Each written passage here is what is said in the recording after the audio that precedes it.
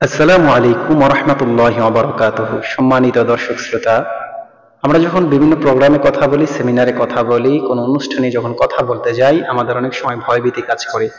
আপনাদেরকে আজকে একটা দোয়া শিখাবো, যে দোয়াটা পড়লে আপনার সমস্ত ভয়ভীতি দূরে চলে যাবে। আপনি কথা বলতে পারবেন, আপনি যা ভাবছেন, যা বলার জন্য চিন্তা ভাবনা করছিলেন তাই বলতে পারবেন।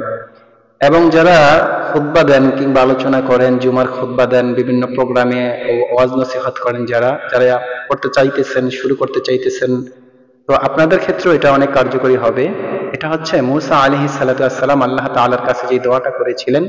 আপনারা জানেন মুসা পয়গম্বরের মানে কথা ছিল তুতলানো, ওনার কথা আটকে যেত।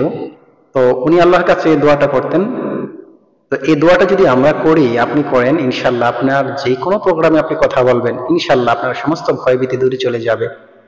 আমি কয়েকদিন আগে ডক্টর জাকির নায়েকের একটা লেকচারে শুনেছিলাম, উনি বলেছিলেন যে উনি যখন স্টেজে কথা বলেন, উনি কিন্তু প্রকৃতপক্ষে কিন্তু উনি তোতলায় কথা বলেন। উনি যখন কথা বলেন তখন কিন্তু তোতলানো হয়, কিন্তু যখন উনি স্টেজে কথা বলেন তখন আর ওনার তোতলানো কাজ করে না। উনি বললেন যে আমি যখনই স্টেজে কথা বলি তখনই এই দোয়াটা পড়ে নেই, তিনবার আমি দোয়াটা পাঠ করে কথা বলা শুরু করি, ইনশাল্লাহ কোত্থেকে যে আমার তোতলানো চলে যায় আল্লাহ তাআলার পক্ষ থেকে আসে।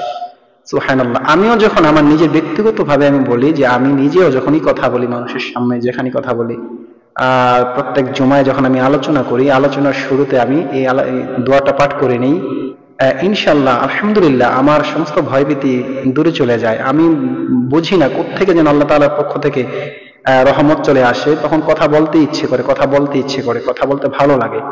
তো আপনারা যারা ওয়াজ নসিহতের কাজ করেন কিংবা কোনো সেমিনারে কথা বলতে চান, কোনো প্রোগ্রামে কথা বলতে চান, কোনো দরবারে কথা বলবেন, আপনি এলাকার পঞ্চায়েতে যখন বসেন আপনি কথা বলতে চান, অনেক সময় কথা বলতে পারেন না, গোছায় বলতে পারতেছেন না কথাগুলো, যে কথাটা আপনি বলতে চাইতেছেন ভয়ের কারণে আপনি সেই কথাটা বলতে পারতেছেন না। যখন পঞ্চায়েতে আপনি কথা বলবেন, মানুষের সামনে আপনি কথা বলবেন, আপনি একটা মেম্বার, আপনি একজন চেয়ারম্যান, আপনি কথা বলবেন, কিংবা আপনি একজন স্কুলের প্রধান শিক্ষক, আপনি যখন কথা বলবেন, কিংবা আপনি একটা মাদ্রাসার শিক্ষক, আপনি কথা বলবেন, আপনি কথা বলতে গেলে কথার মধ্যে একটা জড়তা তৈরি হয়ে যায়, আপনার কথাগুলো সাজিয়ে বলতে পারেন না। তো আপনার ক্ষেত্রে হচ্ছে এই দোয়াটা প্রযোজ্য, ইনশাআল্লাহ আপনি পড়বেন, আপনার সমস্ত ভয়ভীতি দূরে চলে যাবে। আপনি সেটা করবেন, সেটা হচ্ছে আপনি আপনার ডান হাতটা বুকের বাম পাশে রাখবেন, ঠিক এইরকম ভাবে রাখবেন। রাখার পরে আপনি দোয়াটা তিনবার পড়বেন। দোয়াটা হচ্ছে বিসমিল্লাহির রহমানির রহিম, ক্বালা রাব্বি ইশরাহ লি সাদরি ওয়া ইয়াসসির লি আমরি ওয়াহলুল উকদাতাম মিন লিসানি ইয়াফকাহু কওলি রাব্বি জিদনি ইলমা রাব্বি জিদনি ইলমা قال رب اشرح لي صدري ويسر لي أمري واحلل عقدة من لساني يفقهوا قولي। এরকম ভাবে আপনি তিনবার পড়বেন প্রিয় দর্শক শ্রোতা, ইনশাআল্লাহ দেখবেন আপনি যেখানে কথা বলতে যান আপনার সমস্ত ভয়ভীতি দূর হয়ে যাবে।